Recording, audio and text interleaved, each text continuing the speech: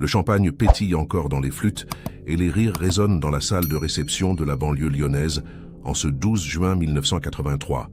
C'est une journée de lumière où 150 invités attendent l'ouverture du bal.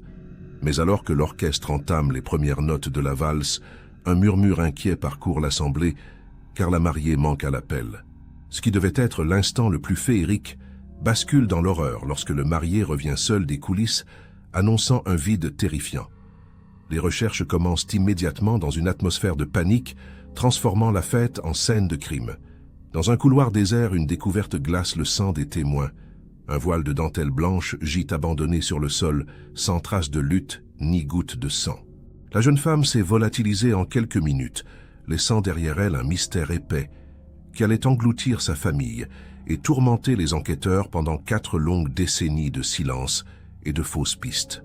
Tout le monde pensait que la vérité avait été emportée dans la tombe et que le coupable ne paierait jamais pour ce crime parfait, commis au milieu d'une foule joyeuse. Cependant, le destin a gardé une preuve irréfutable, cachée dans l'obscurité d'un grenier poussiéreux, sous la forme d'un petit appareil photo jetable, oublié par le temps.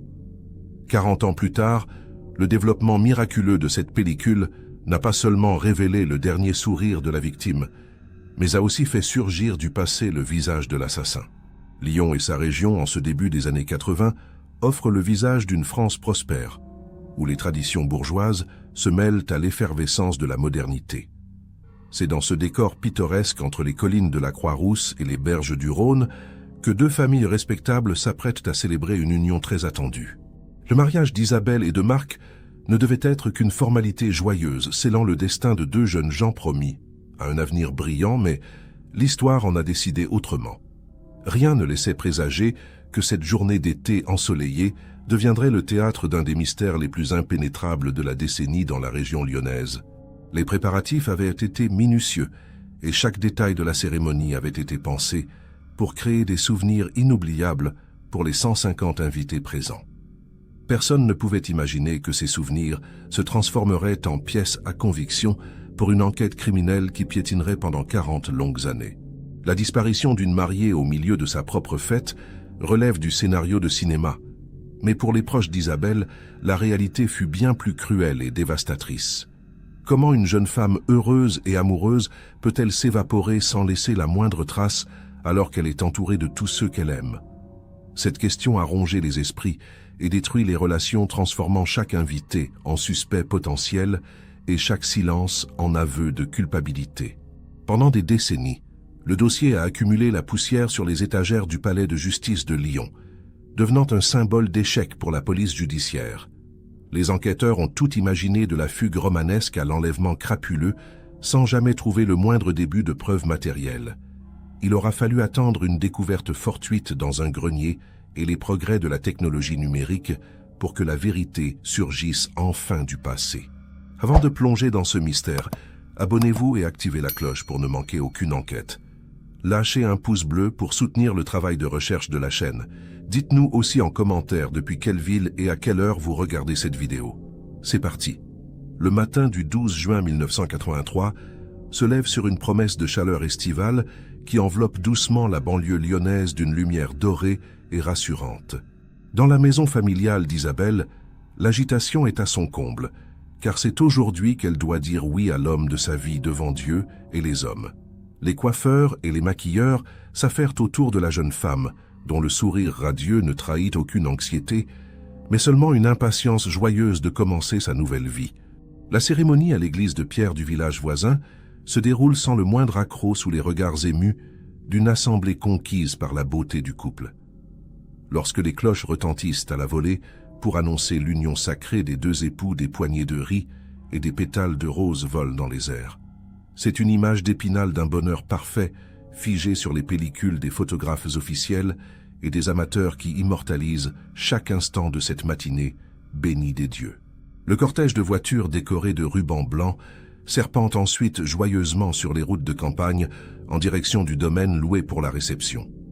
Le lieu est un ancien corps de ferme rénové avec goût, entouré de vignes et de grands arbres centenaires qui procurent une ombre bienvenue. Les invités gardent leurs véhicules et se dirigent vers la terrasse, où le vin d'honneur doit être servi dans une ambiance décontractée et festive, propice aux retrouvailles et aux éclats de rire. Les bouchons de champagne sautent les uns après les autres, libérant leur effervescence, tandis que les serveurs circulent avec des plateaux de petits fours raffinés. Isabelle est resplendissante dans sa robe de dentelle blanche, et elle passe de groupe en groupe pour remercier les convives de leur présence. Elle semble flotter sur un nuage de bonheur tenant fermement la main de Marc, qui ne la quitte pas des yeux, comme s'il avait peur qu'elle ne disparaisse. L'après-midi s'étire langoureusement, et l'orchestre commence à jouer des airs de jazz qui donnent au mariage une atmosphère élégante et intemporelle. Les enfants courent dans les jardins en poussant des cris de joie, pendant que les aînés s'installent sur les chaises en fer forgé pour commenter la cérémonie. Rien dans cette scène idyllique ne laisse deviner que le compte à rebours fatal est déjà enclenché et que chaque minute qui passe rapproche la mariée de son terrible destin. Vers 18 heures, le soleil commence à décliner doucement, teintant le ciel de nuances orangées qui annoncent la fin de la journée et le début des festivités nocturnes. C'est à ce moment précis qu'Isabelle signale à sa demoiselle d'honneur qu'elle a besoin de s'absenter quelques instants pour retoucher son maquillage. Elle s'éclipse discrètement en direction de la bâtisse principale où une chambre a été réservée pour les jeunes mariés afin qu'ils puissent se changer ou se reposer. Marc continue de discuter avec ses amis le verre à la main, ne se doutant pas un seul instant que c'est la dernière fois qu'il aperçoit la silhouette de sa femme. Les minutes s'écoulent et la fête bat son plein couvrant par le bruit des conversations et de la musique, tout ce qui pourrait se passer à l'intérieur de la maison. Personne ne prête attention à l'étage où les volets sont mi-clos pour préserver la fraîcheur des pièces et où le drame est en train de se nouer dans le silence. 20 minutes passent et l'absence d'Isabelle commence à se faire sentir, car le photographe insiste pour réaliser les photos de couple avant que la lumière ne baisse trop. Marc s'excuse auprès de ses interlocuteurs et se dirige vers l'escalier en pierre pour aller chercher sa femme, pensant qu'elle a simplement perdu la notion du temps. Il monte les marches deux à deux, le cœur léger, en répétant mentalement une petite phrase pour la taquiner sur sa coquetterie légendaire. Arrivé devant la porte de la chambre nuptiale, il frappe doucement mais n'obtient aucune réponse, ce qui ne l'inquiète pas outre mesure dans un premier temps. Il tourne la poignée et pénètre dans la pièce qui est plongée dans la pénombre, mais il réalise immédiatement qu'elle est vide. Les affaires d'Isabelle sont posées sur le lit, sa trousse de maquillage est ouverte sur la coiffeuse, mais la mariée n'est nulle part dans la chambre ni dans la salle de bain attenante. Un léger frisson d'inquiétude parcourt l'échine de Marc qui ressort dans le couloir en appelant le prénom de sa femme, d'une voix qui se veut encore assurée. Il pense qu'elle a peut-être croisé quelqu'un dans le couloir ou qu'elle s'est rendue aux toilettes du rez-de-chaussée sans qu'il ne la voie. Il redescend les escaliers et commence à scruter la foule, cherchant désespérément la tache blanche de la robe de mariée au milieu des costumes sombres et des robes colorées. Après avoir fait le tour de la salle de réception et de la terrasse sans succès, il interroge la mère d'Isabelle qui lui répond qu'elle n'a pas vu sa fille depuis une demi-heure. L'inquiétude commence à se propager comme une onde de choc discrète parmi les proches qui se mettent eux aussi à chercher la jeune femme. Les sourires se figent peu à peu et les regards se font interrogateurs alors que le nom d'Isabelle est prononcé de plus en plus fort aux quatre coins du domaine. C'est alors qu'une des tantes de la mariée pousse un cri étouffé en provenance d'une petite porte de service située à l'arrière de la maison principale. Marc et les parents se précipitent vers elle et découvrent avec horreur ce qui restera la seule trace tangible de la disparition d'Isabelle. Sur le carrelage froid d'un couloir désert, gît le long voile de tulle blanc arraché et abandonné comme un fantôme de tissu au milieu de nulle part. Il n'y a aucune trace de lutte apparente ni aucun désordre dans ce couloir qui mène vers une sortie secondaire, donnant sur un parking en gravier peu utilisé. Le voile semble avoir simplement glissé des cheveux d'Isabelle ou avoir été retiré à la hâte, mais son abandon au sol est un signe de mauvais augure. La panique s'empare alors véritablement de l'assemblée et la musique de l'orchestre s'arrête brutalement, créant un silence lourd et oppressant qui glace le sang. Les hommes s'organisent rapidement pour fouiller les environs immédiats du domaine, inspectant les fourrés, les fossés et les bâtiments agricoles alentours. Ils appellent Isabelle à plein poumon, espérant une réponse ou un signe de vie, mais seule la rumeur du vent dans les feuilles leur répond. L'ambiance festive s'est totalement évaporée, pour laisser place à une angoisse sourde qui tord les ventres et paralyse les esprits devant l'incompréhensible.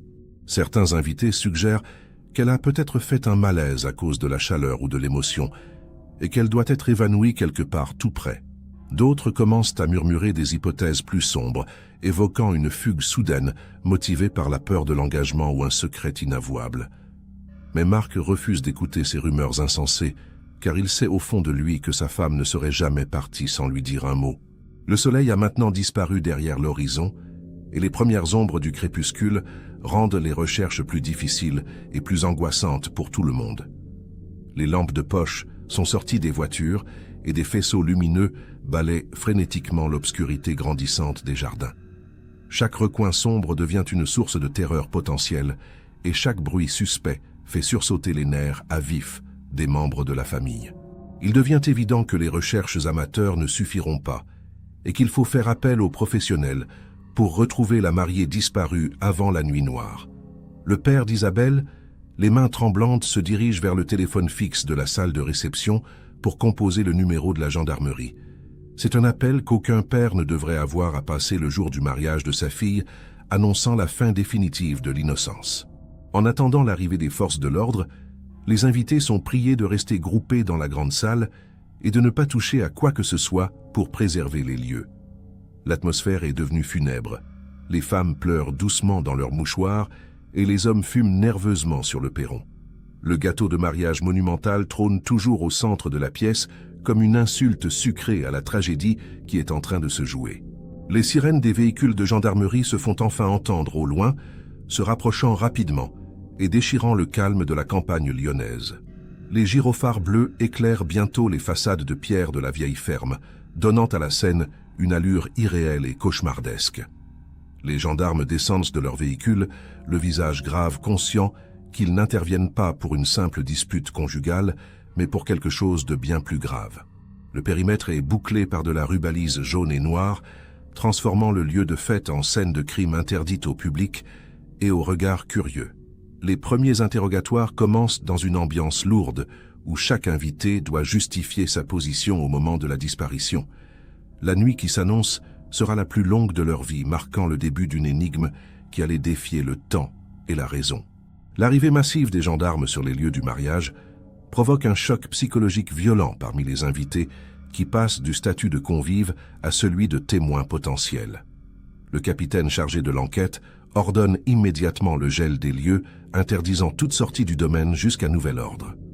Les visages fermés des officiers contrastent cruellement avec les tenues de soirée et les décorations florales qui ornent encore les tables. Les techniciens de l'identification criminelle vêtus de combinaisons blanches commencent à passer au peigne fin le couloir où le voile a été retrouvé cherchant le moindre indice. Ils saupoudrent de la poudre noire sur les poignées de porte et les surfaces lisses à la recherche d'empreintes digitales étrangères à celles de la famille.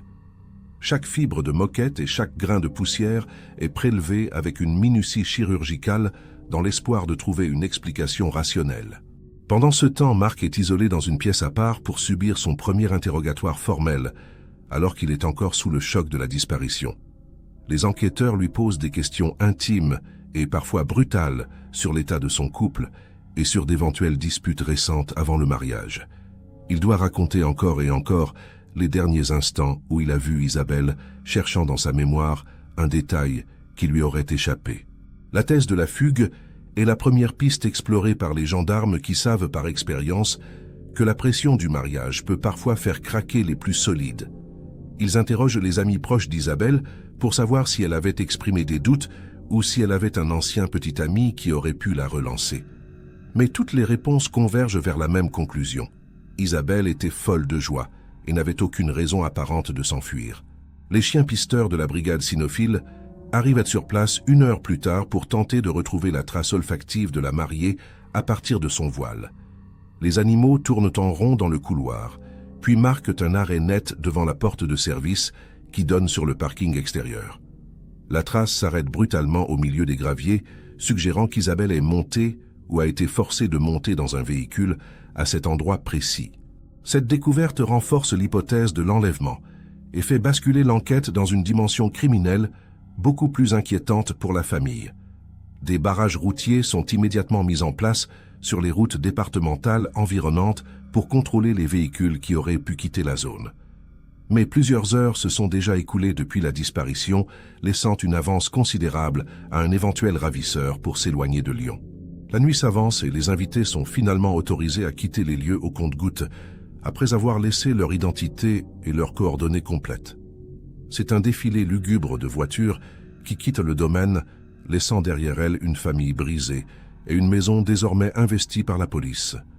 Marc refuse de partir et reste assis sur une chaise dans le hall d'entrée, fixant la porte, comme s'il attendait qu'Isabelle revienne en riant. Les jours suivants voient le déploiement d'un dispositif de recherche sans précédent dans la région, avec des battues organisées dans les bois et les champs alentours. Des centaines de volontaires épaulés par les gendarmes ratissent chaque mètre carré de terrain, à la recherche du moindre indice ou d'un vêtement.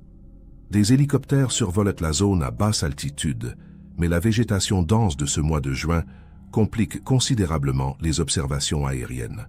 La presse locale, puis nationale, s'empare rapidement de l'affaire, titrant sur « La mariée disparue de Lyon » et publiant la photo d'Isabelle en première page. Les journalistes campent devant la maison des parents et harcèlent les proches pour obtenir des interviews ou des déclarations exclusives sur le drame. Cette pression médiatique ajoute une souffrance supplémentaire à la famille qui se sent épiée et jugée dans sa douleur la plus intime. Faute de preuves concrètes et de demandes de rançon, les regards se tournent inévitablement vers le mari qui devient le suspect idéal pour une partie de l'opinion publique. La rumeur court qu'il aurait pu tuer sa femme lors d'une dispute qui aurait mal tourné et qu'il aurait dissimulé le corps avant de donner l'alerte. Bien qu'il ait un alibi solide confirmé par des dizaines de témoins, la suspicion pèse lourdement sur ses épaules et ternit sa réputation. Les enquêteurs creusent la vie de tous les invités présents au mariage, vérifiant les casiers judiciaires et les emplois du temps de chacun avec une rigueur obsessionnelle. Ils découvrent quelques petits secrets de famille et des rancœurs dissimulées, mais rien qui ne puisse justifier un acte aussi extrême qu'un enlèvement ou un meurtre. Le mystère reste entier et l'absence de mobile clair rend le travail de la police particulièrement ardu et frustrant. Des mois passent et l'enquête commence à s'enliser, faute d'éléments nouveaux, malgré les appels à témoins répétés et les émissions de télévision consacrées à l'affaire. Les enquêteurs suivent des centaines de fausses pistes signalées par des gens bien intentionnés ou par des mythomanes en mal de reconnaissance.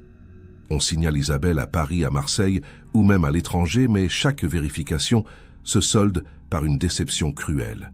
Une piste sérieuse émerge un moment lorsqu'un délinquant sexuel connu des services de police est repéré habitant à quelques kilomètres du lieu du mariage. Il est placé en garde à vue et interrogé pendant de longues heures, tandis que sa maison et son jardin sont fouillés de fond en comble. Mais aucune trace d'Isabelle n'est retrouvée chez lui, et son alibi pour le soir du 12 juin finit par être corroboré par des tiers. Le premier anniversaire de la disparition est marqué par une marche silencieuse organisée par la famille pour que l'oubli ne recouvre pas le visage d'Isabelle. Marc est présent amaigri et vieilli prématurément, tenant une photo de sa femme contre sa poitrine sous les regards compatissants de la foule.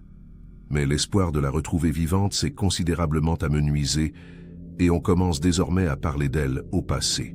La police scientifique de l'époque ne dispose pas des outils modernes comme l'analyse ADN poussée ou la téléphonie mobile qui auraient pu être déterminants. Les enquêteurs doivent se baser sur des témoignages humains faillibles et sur des indices matériels qui se sont révélés insuffisants pour construire une accusation. Le dossier s'épaissit de milliers de procès-verbaux qui ne mènent nulle part, formant un labyrinthe de papiers sans issue. La famille d'Isabelle finit par se disloquer sous le poids du chagrin et de l'incertitude, les parents se reprochant mutuellement de n'avoir pas su protéger leur fille. La mère sombre dans une dépression sévère dont elle ne se remettra jamais vraiment, gardant la chambre de sa fille intacte comme un sanctuaire. Le père s'épuise à relancer les juges et les avocats, dépensant toute sa fortune dans des investigations privées inutiles. Marc, de son côté, tente de survivre, mais il est hanté par le souvenir de ce jour maudit et par les regards soupçonneux qui continuent de le suivre dans la rue. Il finit par quitter la région lyonnaise pour essayer de refaire sa vie ailleurs, loin des fantômes et des rumeurs qui empoisonnent son existence. Mais il ne demandera jamais le divorce restant marié à une absente comme pour garder un dernier lien ténu avec elle. 5 ans après les faits, le juge d'instruction rend une ordonnance de non-lieu faute d'auteur identifié, mettant un terme provisoire à l'enquête judiciaire. C'est un coup de massue pour les proches qui ont l'impression que la justice les abandonne et que le coupable a réussi le crime parfait. Le dossier est rangé dans les archives du tribunal, rejoignant la longue liste des cold cases qui hantent la mémoire collective. La vie reprend son cours normal à Lyon et l'histoire de la mariée disparue devient une légende urbaine que l'on se raconte parfois le soir pour se faire peur. Les saisons s'enchaînent, recouvrant peu à peu les traces du drame et effaçant les visages des protagonistes de la mémoire des gens. Seule la douleur de l'absence reste vive et intacte pour ceux qui ont aimé Isabelle et qui continuent d'attendre une réponse. Personne ne pouvait se douter que la clé de l'énigme dormait paisiblement dans une boîte en carton oubliée au fond d'un grenier poussiéreux. Il allait falloir attendre 4 décennies et le hasard d'un grand nettoyage pour que le destin décide enfin de parler. La vérité était là depuis le début, capturée par l'œil mécanique d'un appareil photo bon marché attendant son heure pour éclater au grand jour. L'année 2023 marque le 40e anniversaire de la disparition d'Isabelle, mais cette date passe presque inaperçue, tant le temps a fait son œuvre d'effacement. Les parents d'Isabelle sont décédés depuis plusieurs années, emportant avec eux leur chagrin et leurs questions sans réponse dans la tombe. La vieille maison familiale, située en périphérie de Lyon, a été mise en vente par les héritiers lointains qui souhaitent tourner la page. C'est dans ce contexte de débarras et de tri que 2 cousins se retrouvent à vider le grenier de la bâtisse, encombré par des décennies d'accumulation d'objets. L'air est saturé de poussière et l'ambiance est à la nostalgie, alors qu'ils exhument des jouets d'enfants, des vieux livres et des vêtements démodés. Au fond de la pièce, sous une pile de vieilles couvertures mitées, ils découvrent une boîte à chaussures scotchée portant l'inscription manuscrite « Mariage 1983 ». Les 2 hommes s'arrêtent un instant, conscients de tenir entre leurs mains les reliques d'une journée qui a marqué l'histoire sombre de leur famille. Avec une précaution respectueuse, ils ouvrent la boîte et découvrent des menus jaunis, des faire-part et quelques petits objets souvenirs de la fête. Mais c'est un petit objet cylindrique en plastique noir et jaune qui attire particulièrement leur attention au milieu de ce fatras. Il s'agit d'un appareil photo jetable de marque Kodak, un modèle très courant au début des années 80 que l'on posait sur les tables pour les invités. L'appareil semble intact, bien que la date de péremption de la pellicule soit dépassée depuis près de 40 ans. Le compteur de vue indique qu'il reste encore quelques photos à prendre, mais que la majorité du film a été exposée ce jour-là. Une discussion s'engage entre les cousins pour savoir ce qu'ils doivent faire de cet objet anachronique qui a survécu à l'oubli. L'un pense que la pellicule est fichue après tant d'années soumise aux écarts de température du grenier et qu'il vaut mieux la jeter. L'autre, poussé par une intuition indéfinissable, insiste pour tenter de la faire développer, arguant que cela ne coûte rien d'essayer.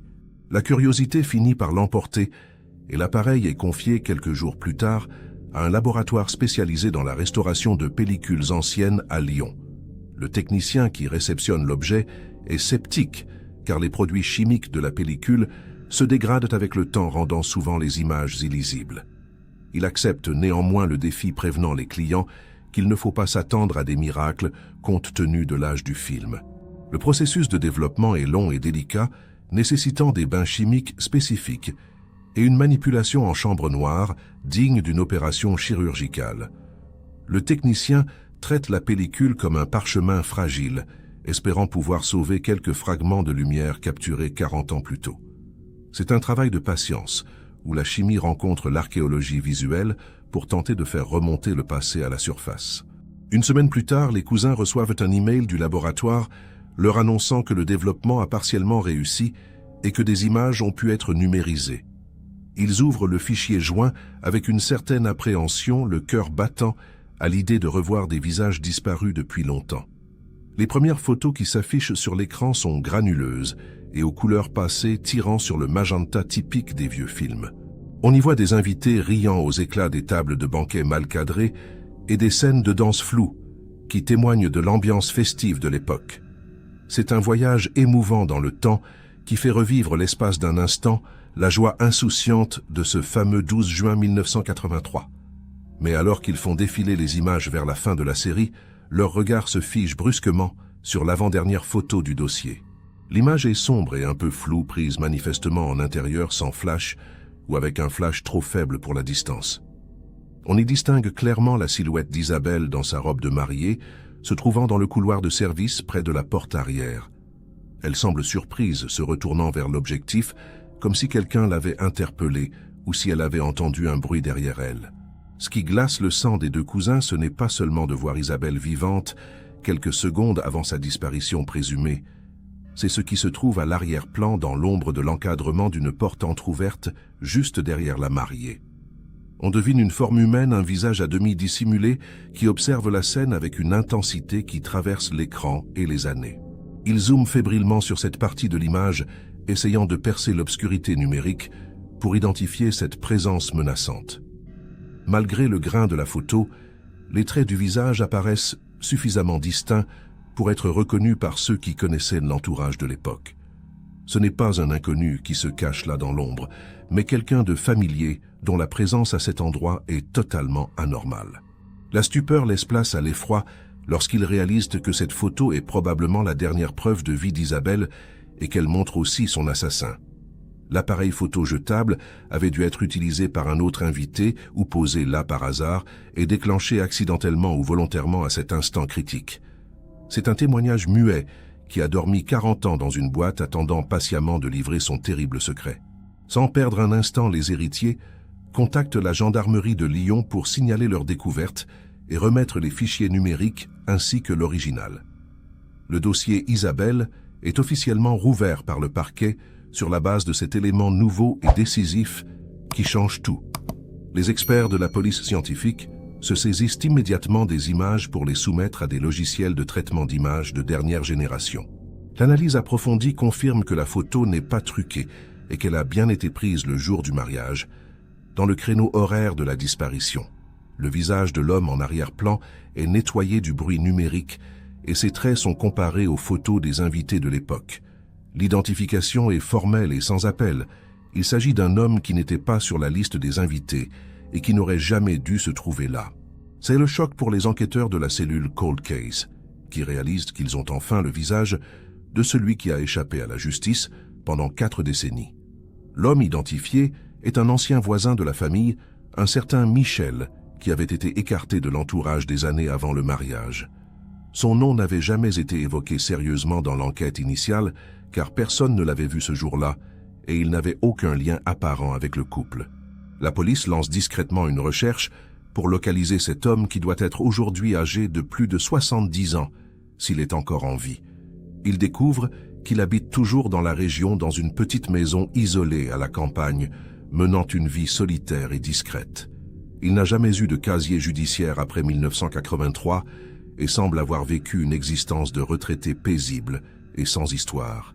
Une surveillance est mise en place autour de son domicile pour observer ses habitudes et préparer une interpellation en douceur compte tenu de son âge.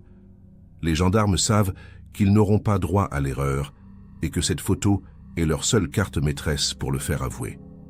La tension monte au sein de l'équipe d'enquête qui s'apprête à boucler l'un des plus vieux mystères criminels de la région. Au petit matin d'un mardi pluvieux, 3 voitures banalisées se garent devant le portail rouillé de la maison de Michel pour procéder à son arrestation.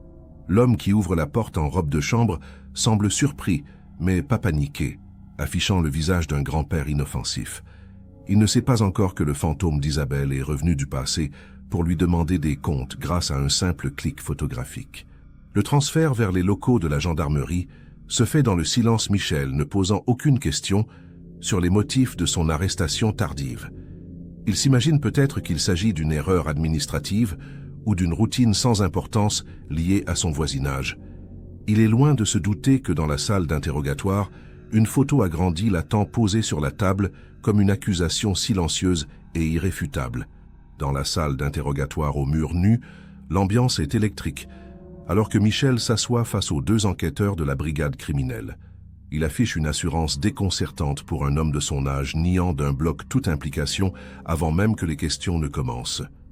Il affirme qu'il n'était même pas présent au mariage ce jour-là, n'ayant pas reçu d'invitation de la part de la famille d'Isabelle.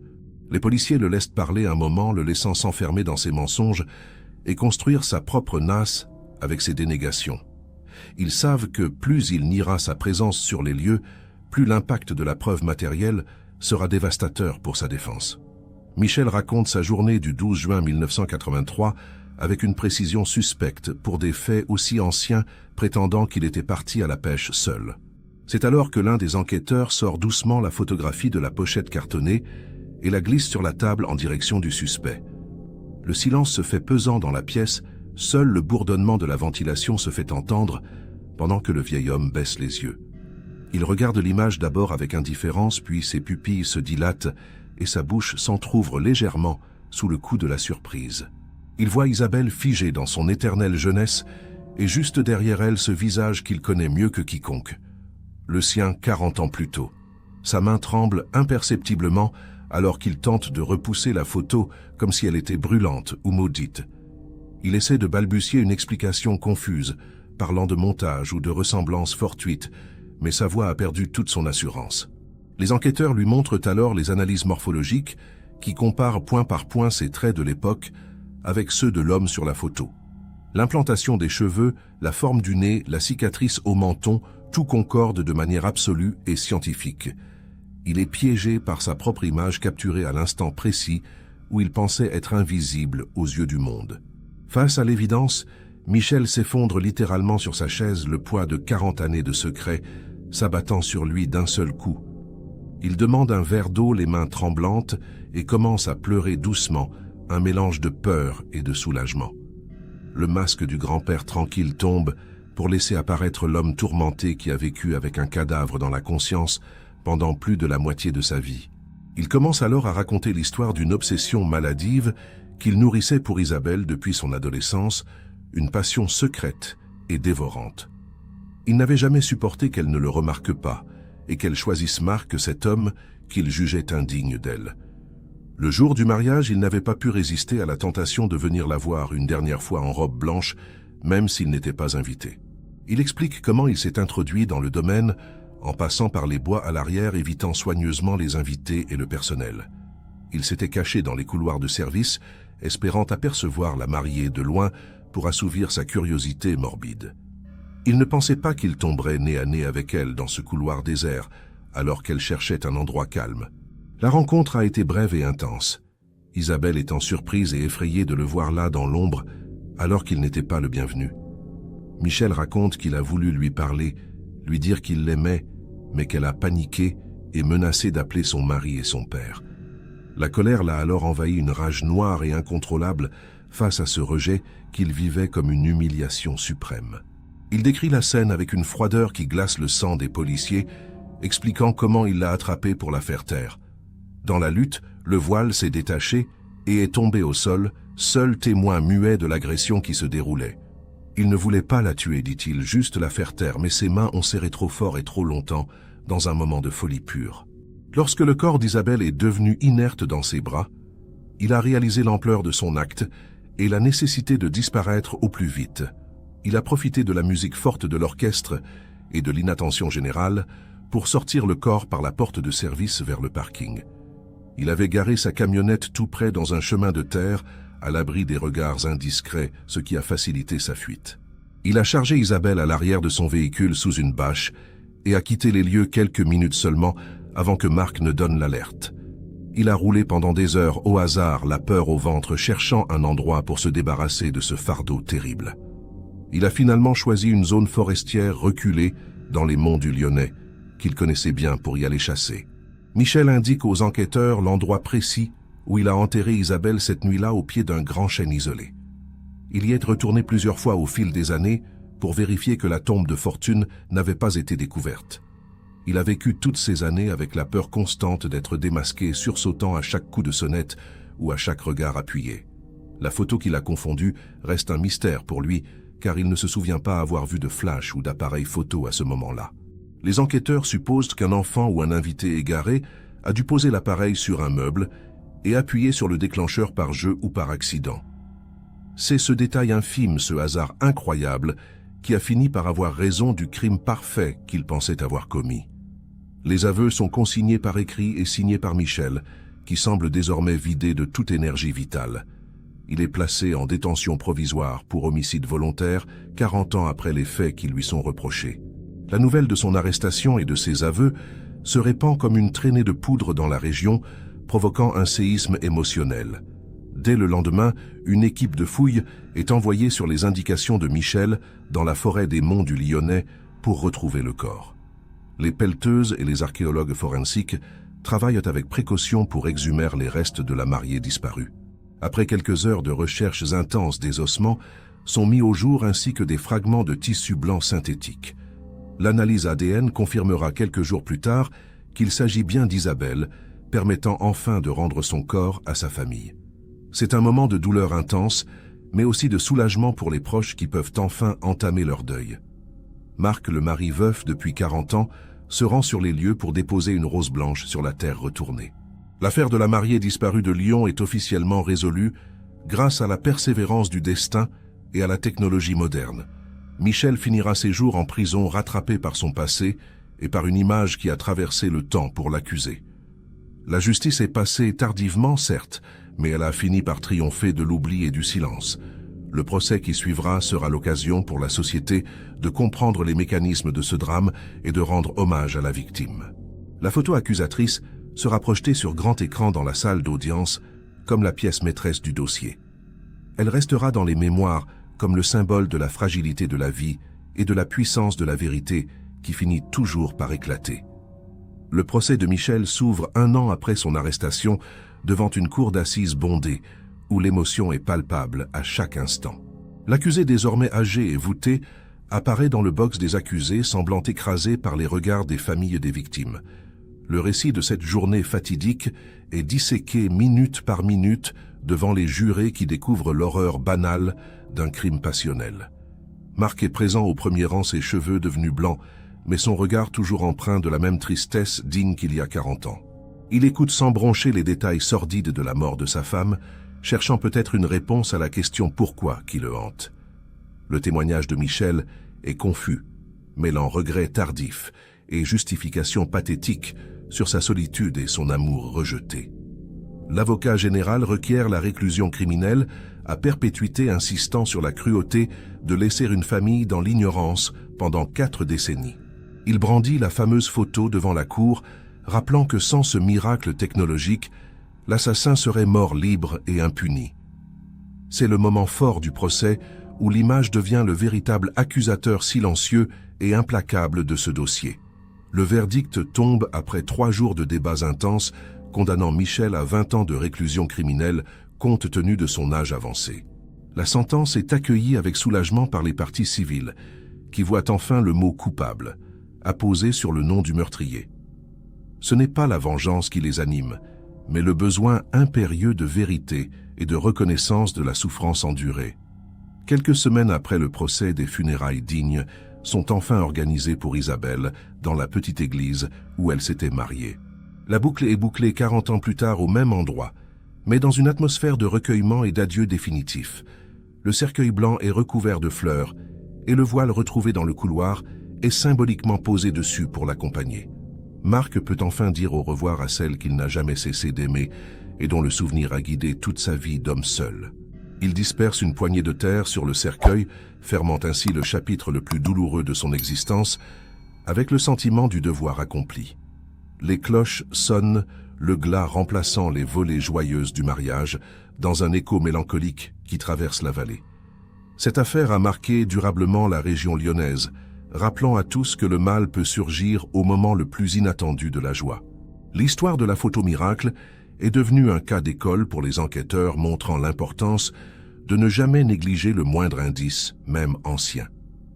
Elle a aussi redonné espoir à des centaines de familles de disparus qui attendent, elles aussi, qu'une vérité surgisse du passé. La vieille maison familiale a finalement été vendue et les nouveaux propriétaires ont entrepris de grands travaux pour effacer les traces du passé. Mais l'histoire raconte que dans le couloir de service, on sent parfois encore un courant d'air froid même en plein été. La légende de la mariée disparue continue de vivre dans les mémoires locales, mais elle a désormais une fin connue et apaisée. L'appareil photo jetable a été versé aux pièces à conviction et restera dans les archives de la justice comme l'instrument improbable du destin. Il nous rappelle que chaque image capture une fraction de temps qui peut contenir des secrets invisibles à l'œil nu. À l'ère du numérique où nous prenons des milliers de photos chaque jour, cette histoire nous invite à regarder plus attentivement ce qui se cache en arrière-plan. Le visage d'Isabelle souriant sur les photos de son mariage a retrouvé sa lumière lavée des ombres du mystère qui l'entourait. Elle repose désormais en paix, et son nom n'est plus synonyme d'énigmes non résolues, mais de justice rendue. La vérité a mis 40 ans à se développer, mais elle est apparue aussi nette et tranchante qu'un cliché en noir et blanc. Dans le silence du cimetière où elle repose, une plaque a été ajoutée portant simplement son nom et ses dates avec cette inscription « La vérité ne meurt jamais ». Les passants s'arrêtent parfois pour lire ces mots sans connaître toute l'histoire tragique qui se cache derrière. Mais pour ceux qui savent, cette tombe est la preuve que le temps n'efface pas les crimes et que chaque victime finit par être entendue. Marc vient régulièrement fleurir la tombe, s'asseyant sur le banc de pierre pour parler silencieusement à sa femme retrouvée. Il sait qu'il la rejoindra bientôt et que le mystère de leur séparation sera définitivement aboli dans l'éternité. D'ici là, il garde précieusement la photo développée, non pas celle du crime, mais celle de leur dernier sourire partagé. La région a repris ses couleurs et ses bruits habituels, mais le 12 juin reste une date marquée d'une pierre noire pour les anciens du village. On y repense à cette journée où le bonheur s'est brisé net, comme une coupe de champagne sur le carrelage. Et on se dit que parfois il suffit d'un simple clic, pour changer le cours de l'histoire et rendre sa dignité à une âme perdue. L'assassin finira ses jours entre 4 murs seul, avec ses remords, et l'image obsédante de celle qu'il a volée à la vie. Il a tout perdu, sa liberté, sa réputation et sa tranquillité, pour un moment de folie qu'il a caché toute sa vie. La justice des hommes a fait son œuvre, mais c'est bien la justice du temps et de la mémoire qui a eu le dernier mot dans cette affaire hors norme. Ainsi se referme le dossier de la mariée disparue de Lyon, une tragédie humaine éclairée par la lueur tardive d'une preuve oubliée. Une histoire qui nous prouve que rien n'est jamais définitivement enterré, et que la lumière finit toujours par percer les ténèbres les plus épaisses, et qu'une simple photo peut parfois valoir 1000 mots, et surtout 40 années de vérité. L'affaire de la mariée disparue de Lyon restera gravée comme l'une des énigmes les plus poignantes et les plus incroyables de l'histoire criminelle française. Elle nous rappelle avec une force brutale que la frontière entre le bonheur absolu et le drame le plus noir est parfois aussi fine qu'une feuille de papier à cigarette. Mais au-delà de l'horreur du crime, c'est la persévérance de la vérité qui marque les esprits, prouvant qu'aucun secret ne peut résister éternellement au temps. Ce récit nous invite également à réfléchir sur la fragilité de nos existences et sur l'importance de chérir chaque instant passé avec ceux que nous aimons. Il souligne aussi le rôle inattendu que peuvent jouer les objets du quotidien, témoins silencieux de nos vies dans la résolution des plus grands mystères. Une simple boîte oubliée dans un grenier a suffi à renverser 40 ans de mensonges et à offrir la paix à une âme tourmentée. Si cette histoire vous a touché et que vous souhaitez découvrir d'autres récits où l'histoire et la justice se rencontrent, n'hésitez pas à explorer notre chaîne. La mémoire des victimes ne doit jamais s'éteindre, et c'est en racontant leur histoire que nous leur rendons un dernier hommage. Merci de nous avoir suivis jusqu'au bout de cette enquête, et à très bientôt pour une nouvelle plongée dans les archives du crime.